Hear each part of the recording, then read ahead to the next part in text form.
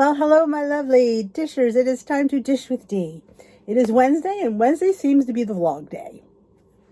So I don't know, it just seems to work out that way.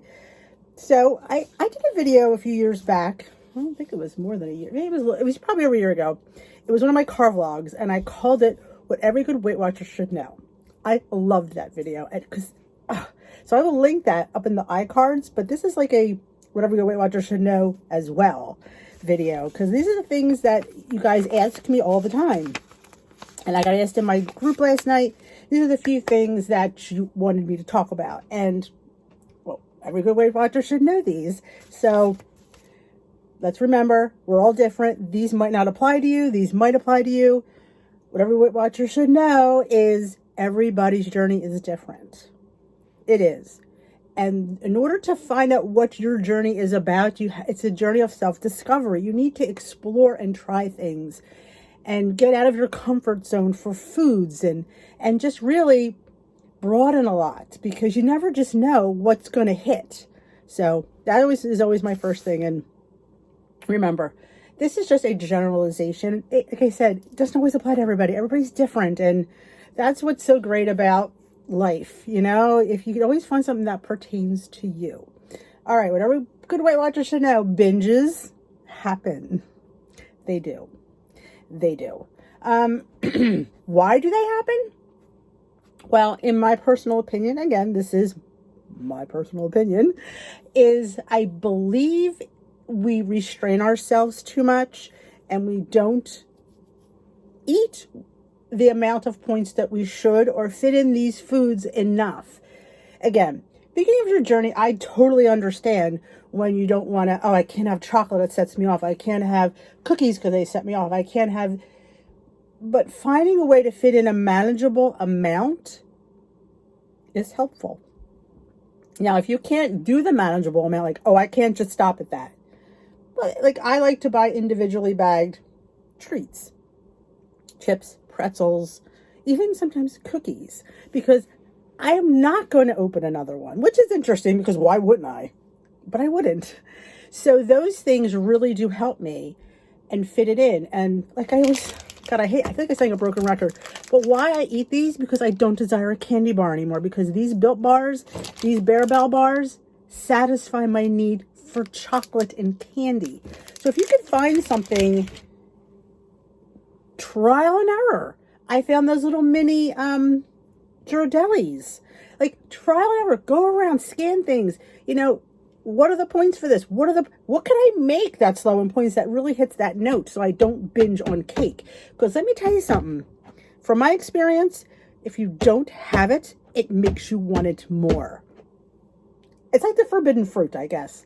You know, you don't have something and you just think about it, you desire it, and you make it taste so much better than it really is. If you just find a way to fit it in, like, I make cakes here and mug cakes and cookies and milkshakes, smoothies. My gosh, my smoothies that are made from water enhancers, but they're good.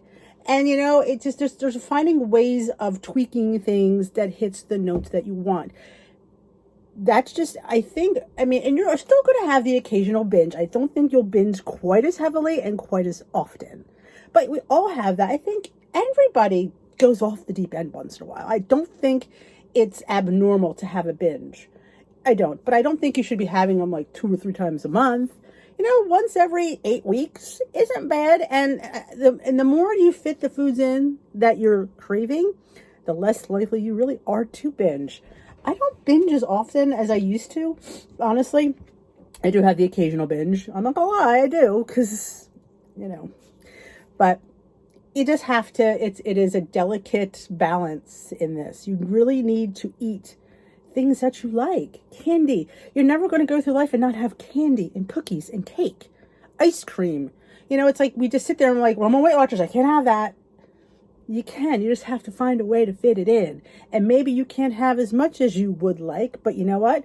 When you have something is always better than nothing. And eventually you'll get there. You might not get there until you've been on plan for a while. It took me a long time to get there, honestly. I'm a volume eater. So yeah, if I didn't have a big enough piece of cake, I felt, that I wasn't getting enough. Now, if I have a couple of bites, I'm good. And you will get there as well. Loosed weekends. D, I go off the deep end on weekends. D, I eat my face off on the weekends. Why does it, I really feel weekends with other family being home. Maybe you don't work on the weekends and you're in the kitchen more. You're just around the sweets and the treats and the food more.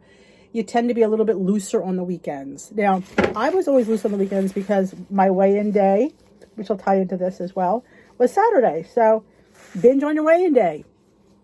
As fun as that is, and you do have, like my leader would say, well, you know what? You have enough time to make it up. You do.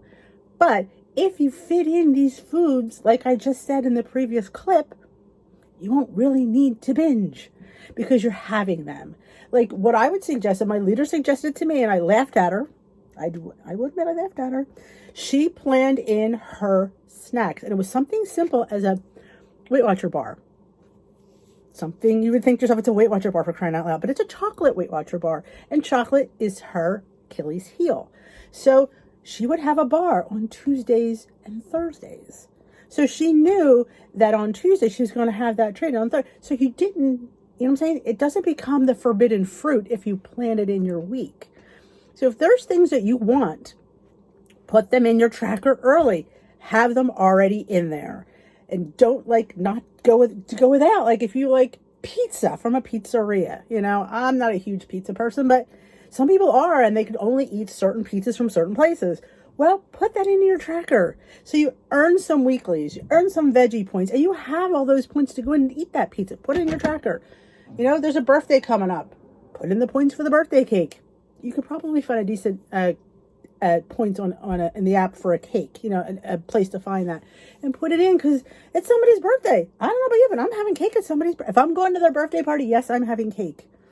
It is allowed. What are you going to sit there and say? Well, it's not my birthday, or I'm on Weight Watcher. You could fit in a piece of cake. No, you can't have a piece of cake or half the cake, but my gosh, you could have a piece of cake. And having that little piece makes you don't, when we're deprived, that's when the binges happen. And weekends, I've learned I can't do the weekend and weigh-in binge anymore. It's because I work really hard all week to make that up for that. And that's terrible when I can just fit it in all week. So that's, and that's lesson learned, and it's funny because you get into that cycle of binge on Saturday. And I say to myself, I'm not binging today. I come home and I binge. Because it was so ingrained to me that it was normal to come home and binge. So I had to get myself out of that because it becomes a habit. So in order to break a habit, we have to think of another habit. So another one of my favorite things is every good Weight Watcher should know, you eat a lot. There's a lot of good foods on plan. Don't focus on, I can't have the hot fudge sundae. Focus on the fact that you could have a beautiful piece of fish if fish is your 0-point food. And even if you don't, it's still very low in point. You can make yourself a delicious meal. Make one of my cakes for 4 freaking points. It's a loaf. It's like, you're like, what?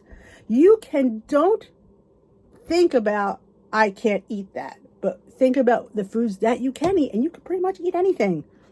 That's the glory of it. Everything is on plan. We just have to think.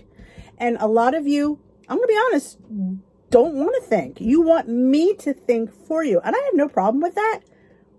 But you need to think for yourself, and you need to learn. And let me tell you something. This will roll off you like white on rice, or no, what is it, like water off a duck's ass. The more you do it and practice it, the quicker and faster it becomes. Tracking, people don't like to track. I track so I can eat. I do. I put my food in so I can know what I'm eating. And I know how many points I have. I track on every holiday so I know what I can have the next day. So every Weight Watcher needs to know that tracking is not the enemy. Tracking gets you more food. All right. That was my next thing. Jeez, everything can be fitted if you track.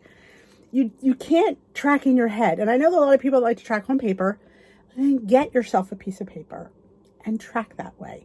The basic ingredients or foods we eat, we could have a printed out list for those points. So you don't really have to always think, I don't know, when you do know. And I have, people that ask me the same questions over and over again because they don't want to look for anything.